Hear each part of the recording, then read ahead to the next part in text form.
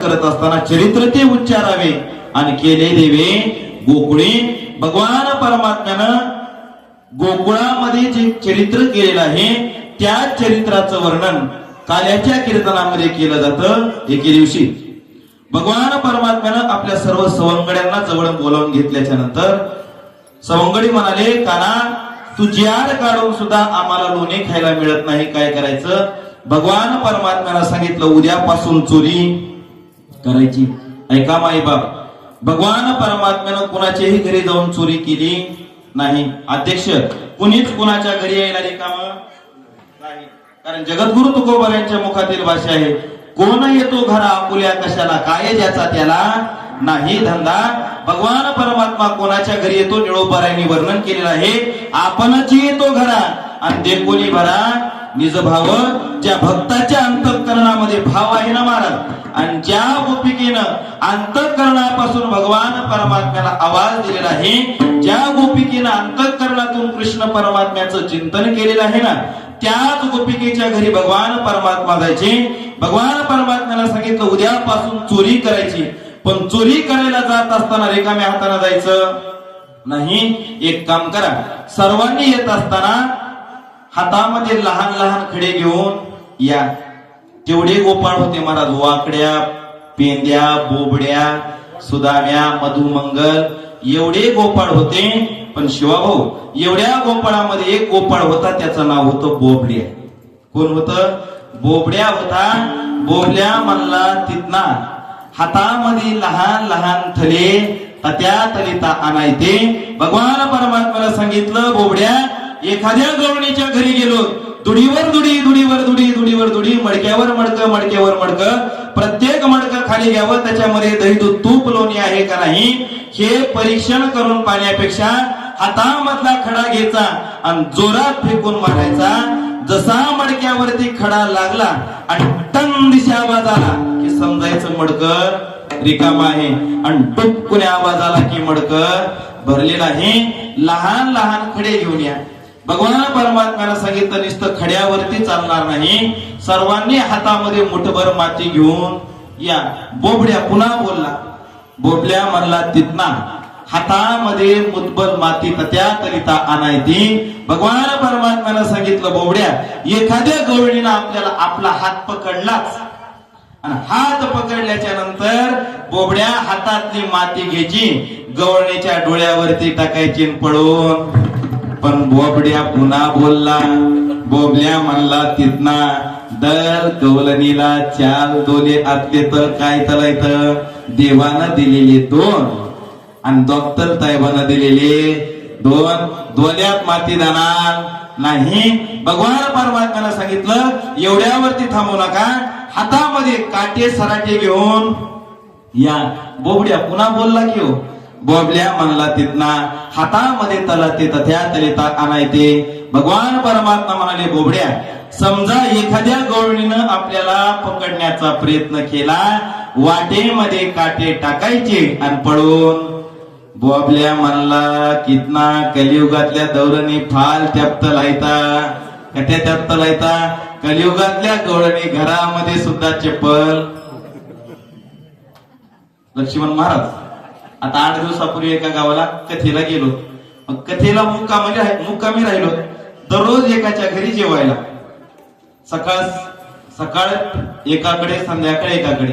एके दिवशी एका माय माऊलीच्या घरी जेवायला गेलो आणि जेवायला बसल्याच्या नंतर पंचपक्वान्नाचा स्वयंपाक केला आणि ती माय माऊली आम्हाला वाढण्याकरिता आली.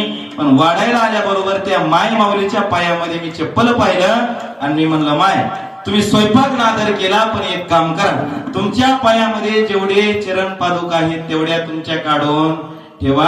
ती माय माऊली म्हणली, महाराज हे चप्पल जेवायला वाढायचं. मी म्हणलं, माय एखादं महाराजाला हाणायचं असलं तर ते सुद्धा ना विठाल.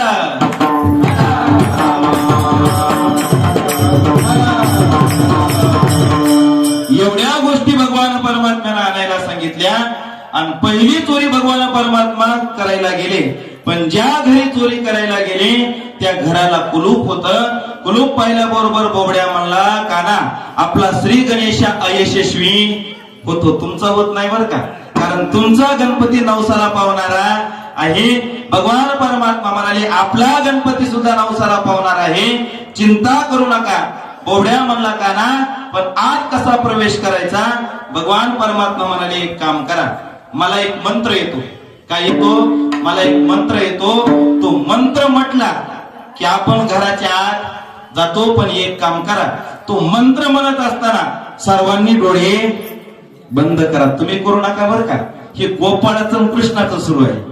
तुम्ही डोळे बंद केले म्हणजे आपलं ज्ञानेश्वर माऊली. एक काम करा, कृष्ण परमात्म्यानं गोपाळांना सांगितलं आपले डोळे बंद करा. सर्व गोपाळांनी डोळे बंद केले. महाराज तो मंत्र उच्चारला आणि मंत्र उच्चारल्याबरोबर सर्व गोपाळ घराच्या आत गोपाळ आल्याच्या नंतर जेवढं घरामध्ये दही दूध तूप लोणी होतं ना, तेवढं दही दूध तूप लोणी गोपाळांनी खाल्लं.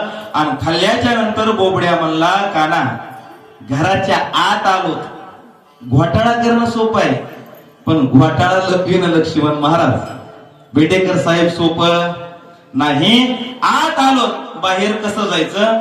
भगवान परमात्मा म्हणाले बोबड्या, मला आत यायचा मंत्र येतो, पण बाहेर जायचा मंत्र येत नाही. बोबड्या म्हणला कृष्णा, तुला आत यायचा मंत्र पूर्ण येतो का? उलटा म्हणता येतो का? कृष्ण परमात्मा म्हणाले उलटा म्हणता येतो. मग काना एक काम करा, तुम्ही उलटा मंत्र. कृष्ण परमात्म्याने उलटा मंत्र म्हणायला सुरुवात केल्याबरोबर पुन्हा सांगितलं डोळे बंद करा. पण बोबड्या म्हणला हे आपल्याला डोळे बंद करायला पाहिजे, आणि नेमकं हे काय करायले हे आपल्याला कळना. म्हणून बोबड्याने एक काम केलं महाराज, बोबड्यानं आरतीच डोळे बंद केले. उगा आपले शाळेतले दिवस आठवा. प्रार्थनेला आपण शाळेच्या प्रांगणामध्ये बसतो आणि बसल्याच्या नंतर प्रार्थना सुरू झाल्याच्या नंतर ते शिक्षक सांगतात, गुरुजी सांगतात सर्वांनी आपले डोळे बंद करा. पण काही चतुर या बोबड्यासारखे गोपाळ असतात, ते फक्त अर्धेच डोळे बंद करतात. का?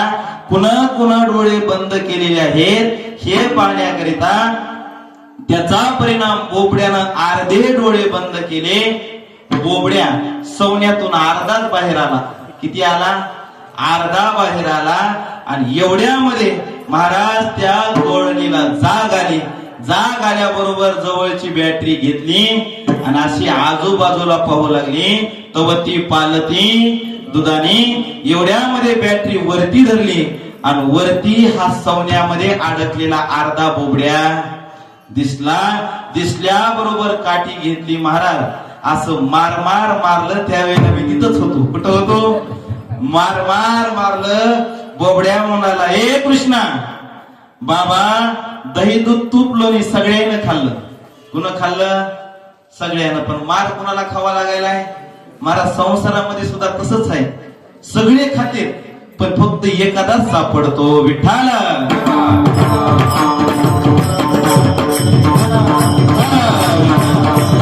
सांगितलं बाबा कृष्णा वाचव रे. कृष्ण परमात्म्याला सांगितलं बोबड्या डोळे बंद कर. बोबड्यानं डोळे बंद केले. सवण्यातून बाहेर आला.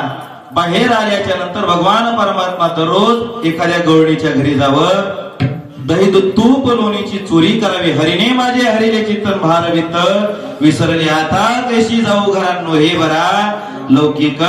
दररोज गवळणी याव्यात आणि गवळणीनं यशोदेला घरानं सांगावे, यशोदे कृष्णाला सांगावे गोकुळी राहावे का जावये. आवरी आवरी आपुला काना आणि नाशी येल्या आमुचा, नाशी येल्या आमुच्या सुना. तेवढ्यामध्ये यशोदा मैया म्हणायची, बाळ सगुण गुणाची ताने, बाळ दिसतय गोजीर वाणे गे. तुम्ही लटिकेची घेता आळ गे. गोकुळच्या नारी गवळणीनं यावं, गाराने सांगावं आणि गाराने ऐकल्याच्या नंतर आमच्या यशोदा मैयानं म्हणावं, काना कृष्णा कृष्णा तुला मी ताकीद करते रे. घरी कोणाच्या जाऊ नको. का जाऊ नको बाळा? रागीट तुझा पितानंद, मार तयाचा खाऊ नको. विठ्ठल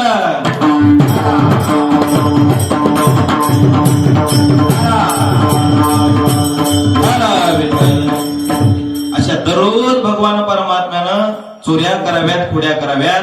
एक गवळण आली आणि ती गवळण म्हणाली, हे कृष्णा, प्रत्येकाच्या घरी जातो, हिंमत असेल तर माझ्या घरी ये. त्या गवळणीचं नाव होतं पद्मावती गवळण. काना, माझ्या घरी चोरी करायला ये. भगवान परमात्म्यानं बोबड्याला विचारलं, बोबड्या, हिचा घर नंबर लिहून घे. बोबड्या म्हणला, काना, ही माझी सख्खी चुलती आहे. म्हणला, कोण आहे? म्हणला, पिंटू महाराज. सख्खी चुलती आहे. आपल्या खालचं घर. विठ्ठला विठ्ठला.